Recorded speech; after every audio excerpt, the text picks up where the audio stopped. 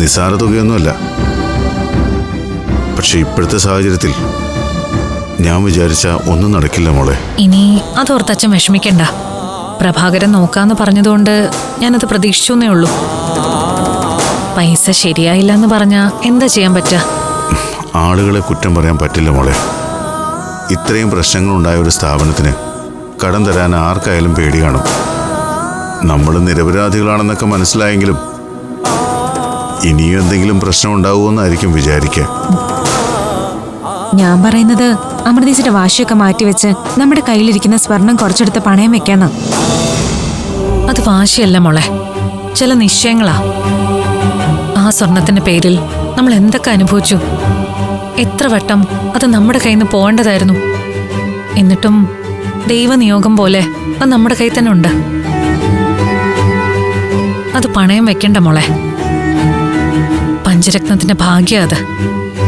അത് കൈവിട്ടു പോയാ എന്റെ ആത്മവിശ്വാസം പോവും. അമൃതീച്ചി പറയുന്നതാ ശരി. 50,000 രൂപയൊക്കെ നമുക്ക് എങ്ങനെയെങ്കിലും ഉണ്ടാക്കാം. ഒരാഴ്ച സമയമുണ്ടല്ലോ. ഒന്നാലോചിച്ച എല്ലാത്തിനും കാരണം ഞാനാ. കയ്യിലുണ്ടായിരുന്ന ലക്ഷക്കണക്കിന് രൂപ എത്ര നിസ്സാരമായിട്ടാ കലാവധി തട്ടിയെടുത്തത്. പമ്പര വിട്ടിയാ ഞാൻ അച്ഛനെ കുറ്റം പറയില്ല. എനിക്കൊരു അപകടം ഉണ്ടായപ്പോ രക്ഷിക്കാനല്ലേ അച്ഛൻ അന്ന സാഹസം കാണിച്ചത്. അച്ഛന്റെ ഗതികേട് അവര് ചൂഷണം ചെയ്തു. നോക്കിക്കോ, എന്റെ ഫിസിക്കൽ ടെസ്റ്റ് ഓക്കെ ആയി ഒരു ദിവസം ഞാൻ പോലീസിലെത്തും. അന്നീ രാജ്യത്തെ ഏത് പോലീസ് സ്റ്റേഷനിലായാലും ഒരു കള്ളക്കേസ് ഉണ്ടാക്കിയിട്ടായാലും ആ കാലാവധിയെ കൊണ്ടുപോയി അവരുടെ നട്ടല് ഞാൻ ചവിട്ടി ഒഴിക്കും. എന്റെ പൊന്നോ, സെലക്ഷൻ ആവുന്നതിന് മുൻപ് ഇതാണ് അവസ്ഥയെങ്കിലേ യൂണിഫോമിൽ കയറിയുള്ള അവസ്ഥ എന്താവും? അച്ഛാ, അഭിയേട്ടൻ വിളിച്ചിരുന്നു.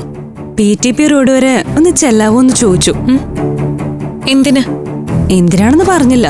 ഭക്ഷ്യദുരന്ത കേസില് പിടികിട്ടാത്ത ആ രാഷ്ട്രീയക്കാരനില്ലേ ജോസ്, അയാളുമായി ബന്ധപ്പെട്ട എന്തോ കാര്യമാണെന്ന് തോന്നുന്നു. ഞാൻ പോയിട്ട് വരാം.